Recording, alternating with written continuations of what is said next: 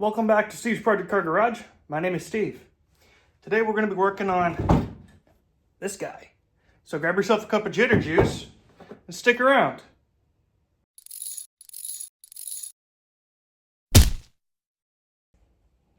Alright, so as you guys previously knew, had this all machined.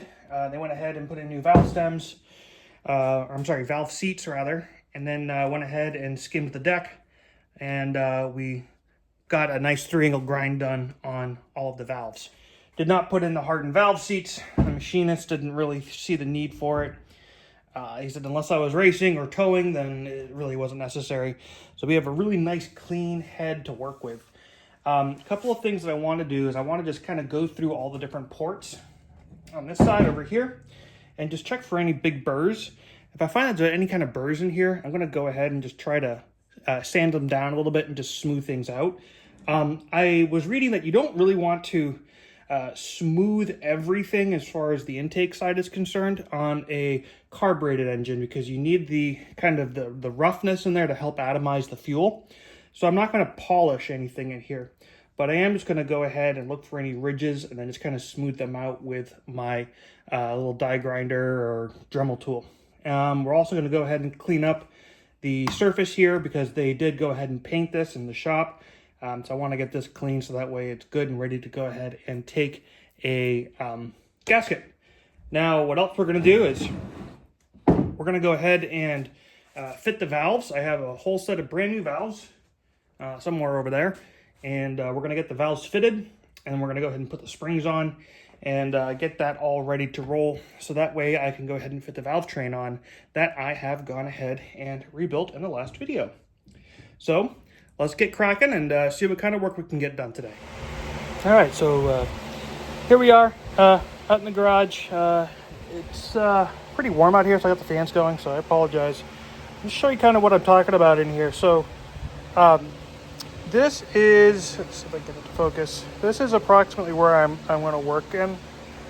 And it is a little ridge that's in here. It's nothing serious, but it's like this on all of them.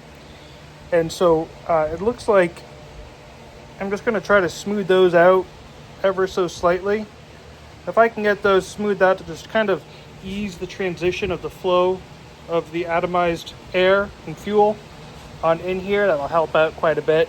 As I was saying before, that you can see it's pretty rough in there, which is fine. From what I've read, like I said, it's better to have it rough to help with the atomization of the fuel. Now, if it were a direct injection, then that might be a different situation, or rather I think it's port injection, but anyways, fuel injected is where it would make a difference, and having that polished, but we're not going to go for that. I did take the old gasket and I sat it on top of this guy because I was thinking about doing port matching, but this is solid, man. Like, there's no need to try to do port matching because this is already well matched up. And I actually compared this gasket also to the intake manifold, and it's the same story. So it is really good as far as that's concerned. The only area of opportunity could possibly be on the exhaust, but I'm not so concerned about that. But maybe we'll evaluate that as I get a little bit further into it. So that's kind of where we're at. I'll set you up on a tripod and just do a little bit of work here with my die grinder, see if we can smooth these out some more. And yeah, let's keep carrying on.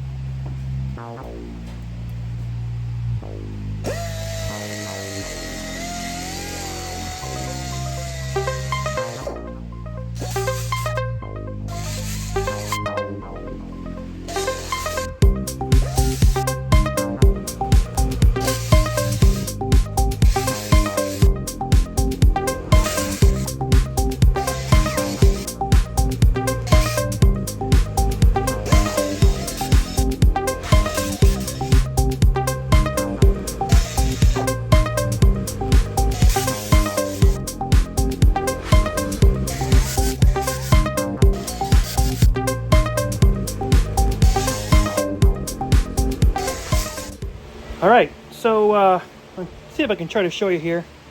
You can see where the fresh metal is. That's all areas that it took some material away from. Essentially, everything in here was relatively decent, but there were some, like, harder edges. And so all I was really trying to do is just smooth out those edges so that way they weren't like, the side of a Cybertruck. So that's kind of what we got here. That's going to definitely help with the flow.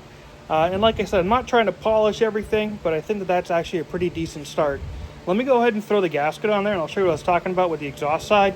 And, you know, go from there. All right, so these are the, with the gasket on. So you can see the exhaust ports. The exhaust ports, there's like a lot of material left here. And I don't think I'm going to go too crazy on trying to clean that up, because I don't think I'm going to get that much of a performance gain by getting those cleaned up. So let me know what you guys think, but I'm pretty happy with the way it is, because I think the more the intake side's what I'm more worried about anyways. All right, so on the valve side, I do know that you can go ahead and smooth out these edges. I'm not entirely sure if I really want to do that though. My understanding is the reason behind doing that is to kind of stop early detonation. But I don't know how crazy I am about getting in here. What I would do if I did do it though is I would drop the old valves in and just use the old valves to help protect the nicely 3-angle grind on the valve seats that I have. But I think I'm just gonna let sleeping dogs lie with that.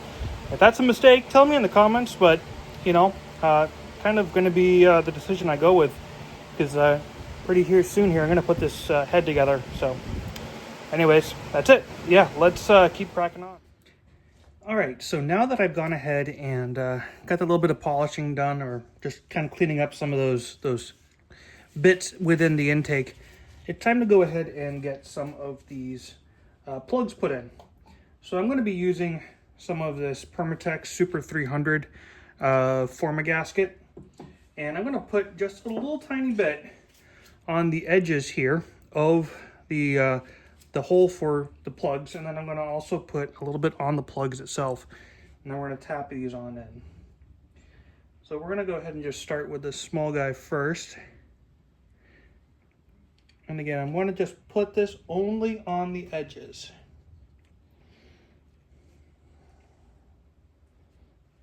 Now, if you've been around long enough to remember when I did the transmission, this is the same stuff that I used on both the transmission and on the diff. It doesn't take much, just a super thin coat should be more than adequate to just provide a little extra sealing protection for the plugs.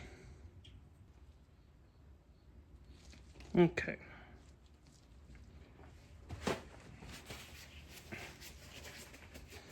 So now I've got this socket that I'm actually going to place on here.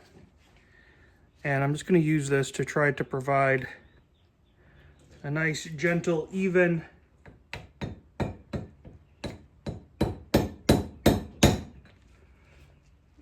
strokes to get this guy on here. Let's just see if we can get this guy in.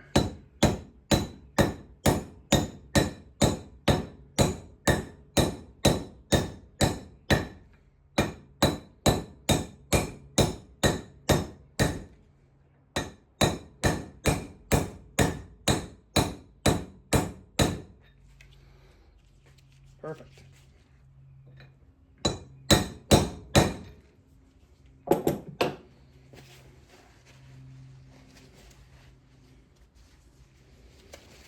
Oh, that looks good. All right, awesome. Let me go ahead and get the other one now. I know that on some of the older engines, specifically the, I want to say the 1147s that you'll find in like the Mark 1s, those do require different plugs that are kind of dished. And after you go ahead and insert those, you actually need to peen them. But with these, there's no peening required, which is kind of nice. So these are just pretty much drop in, drive them home, and call it a day.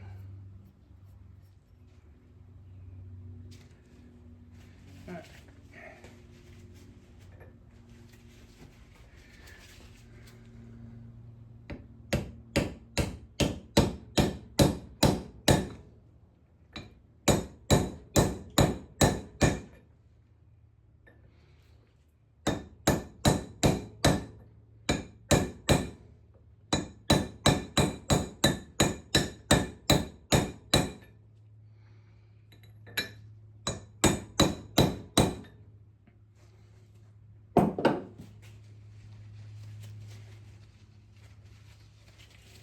Beautiful.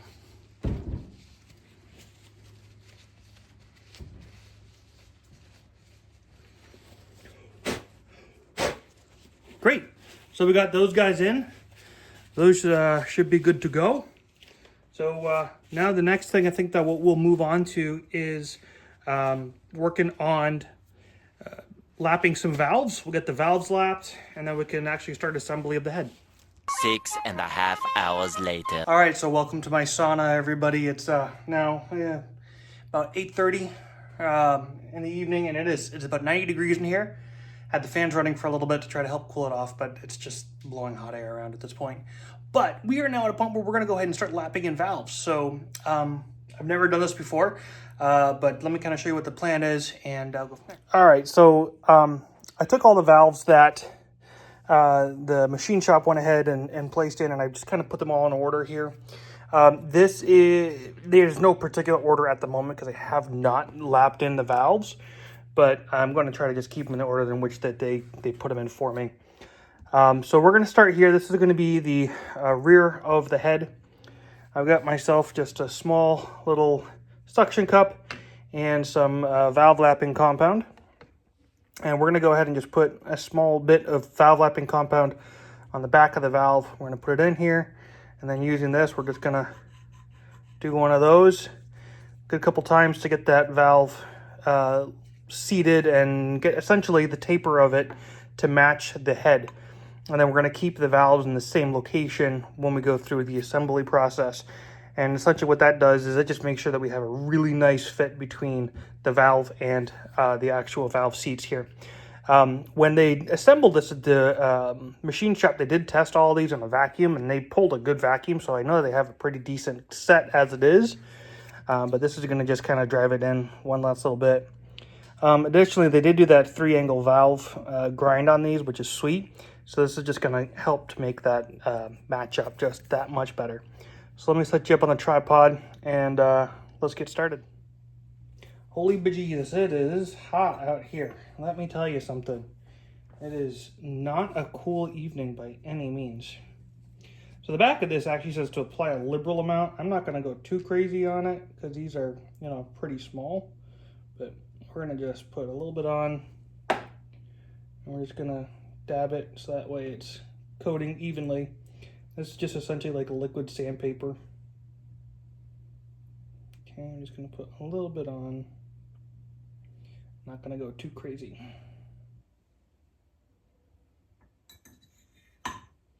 Drop that on in.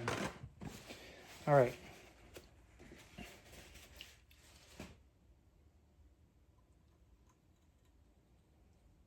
Can't get that little suction cup on there.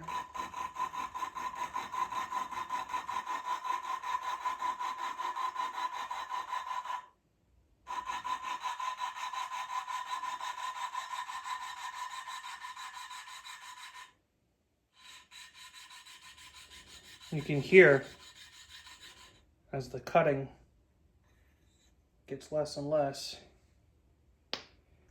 All right. So I have a damp cloth.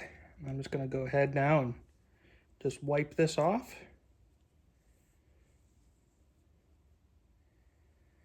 And then we're going to also clean up the edge here.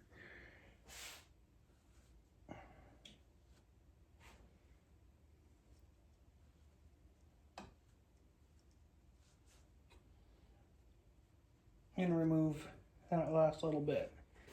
All right, so you can see here that the red area is from something called Dicam, which is just a chemical dye. Essentially, they just spray on here so that way you can kind of get a better idea of what the cutting is like.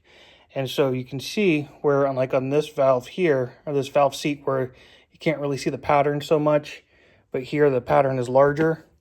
That's because now this valve actually has a nice matched, there's a little bit of dust on there, has a nice matched surface.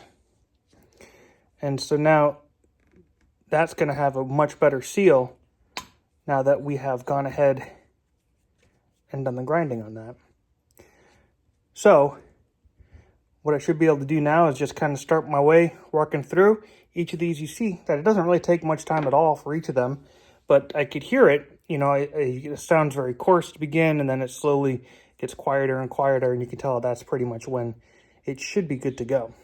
Now, if I'm making a mistake on that, let me know, but I mean, that kind of is how it felt. It's definitely a lot of feeling there, so let's do another one. All right, let's give it a whirl.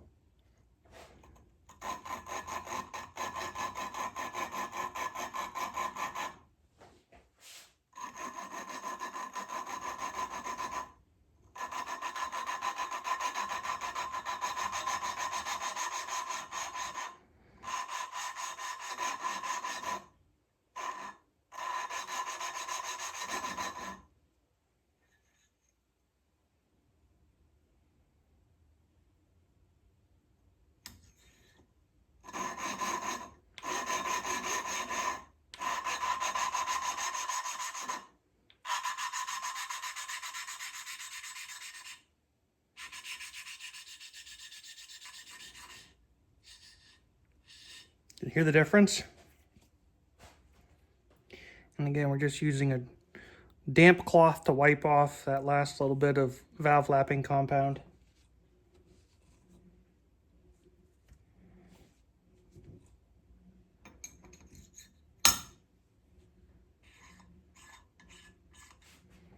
Very good.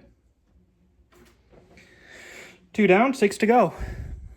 72 hours later. Well, this is the part of the video where I am supposed to be assembling the head and putting the valves in and putting the springs in, but that's not going to happen. I found that my valve keepers are a little more worse for wear than what I had originally wanted to use. So I have to order those. Let me show you what we got going on, and I'll explain to you why we're having to hit pause. So as you can see here, I got everything laid out. You know, I got my tool and spring and all that jazz, and I started going through everything. And originally I had discovered that I have one of the spring seats that was broken. So I went out and I ordered 2 from Spitfire, and they actually came really fast. So I got nice new ones, just as spares, because the rest of them are in decent shape. I went through and I threw all my parts into some degreaser, and when I did that, everything looked good. It was just a little bit dirty. But let me show you some of these guys. These are the valve keepers, and these are what actually go ahead and hold the valve in place. So these kind of choke around the collar of the valve. Let me see if I can show you here an example. So these have this little groove, and these essentially choke around the top of the valve. And this is what then captures the valve. Let me see if I can better illustrate. So it captures the valve like that. And then typically you'll have the spring between here. And then this sits into the head. So these valve keepers, most of them are in pretty rough shape, and let me show you. So these here, you can see there's a significant amount of wear on it, to the point where there's actually a lip. And like, it's not a little lip, like I can see that with my naked eye. I don't have that great a eyesight, and I can see that. I have a few that are in better shape, but again, these things are still pretty worn out. And so when I ordered these valve spring seats, I thought that everything was going to be good, and I didn't need to have any of these keepers. And the rule that I broke is that I didn't thoroughly inspect these. I expected them when they were dirty, and I just wiped the grease off of them, and they seemed okay. But man, after they spent some time in degreaser, and I pulled them out and rinsed them, these things are just junk. They're absolute junk. So I got to order more, and I will not be installing the valves and putting this all together in this video like I was hoping. So there's that, which is kind of a bummer, because I was hoping to get this all put together, but it is what it is. It's about $30 worth of parts for those, roughly, to get all 16 of them. They're $2 a pop from Moss and $4 a pop from Spitbit. So clearly I'm gonna go for the Moss option, I think. But yeah, that's where we're at. So let's go ahead and wrap up this video and just keep on keeping on. All right, so that's a wrap. I wish I was ending on a better note, that I was actually gonna have this head assembled and it was gonna be ready to go. But you know what, it's better to go ahead and get those, these guys, the valve retainers, and replace them instead of risking having them wear out even sooner and drop the valve, because that's the last thing that I want. So anyways, it is what it is, right? If you notice, I'm also wearing a hat today, a new hat. So I went ahead and I set up a little Teespring store and started throwing some ideas together for merch. Go ahead and check out the link in the description below. Every one of these, a couple of bucks, goes to me to try to help fund this project. As you can imagine, this project is now starting to get very expensive for me, so every little bit helps. But go ahead and just check it out. I mean, it's a basic hat. I think I have this in black and also in red. It's got Triumph on it. Nothing on the back, but it's a nice snapback hat. And pretty stoked about it. So with that being said, I'm going to go ahead and wrap. I appreciate you all for subscribing. Thank you so much for doing so. If you haven't done so already, go ahead and subscribe. Click that like button and click the bell to get those post notifications. And remember, when working on project cars like this, thoroughly clean and inspect all of your parts that you're going to try to reuse before you go ahead and put it together. And also, don't be that dreaded previous owner. Cheers.